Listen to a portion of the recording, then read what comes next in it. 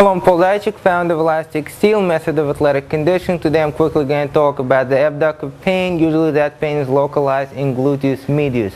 You might think that it's medius, you might think that it's tensor fascillaris, you might think that it's the upper part of the glute maximus. Usually it's the minimus. So people often think that it's sideline kicks. In other words, you throw that side kick up here and people think that it's because that leg is coming up here, the abductor.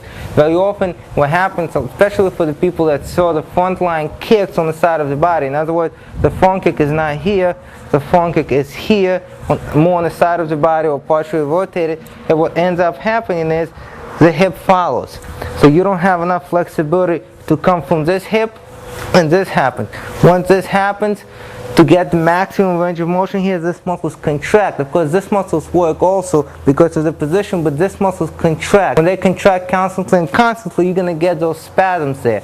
So you can try to release them, you're going to get spasms there, you release them, you do deep tissue massage, you release them, you get spasms there. What you really need is you need the ability to bring this up here. Once you can bring this up here without doing this, there's nothing wrong with coming up here for deeper kicks, but it's not something you should be doing all the time. You should have this range of motion. If you don't have it, if you try to do what I just did and you feel it in your hamstrings, in your adductors, sometimes even in deep in here, if you feel that, that's probably where it's coming from and not from this muscle. Same thing happens with the opposite with sideline kick. So I'm going to demonstrate sideline kick with the opposite leg here. If I can bring this hip up and just move my pelvis, I'm not going to use my abductors. However, if my pelvis is low, I have to do it only from this abductors here, okay? And I cannot use my pelvis. If I cannot use my pelvis, I'm going to bring my abductors in a very, very short range and contract it in a very short range.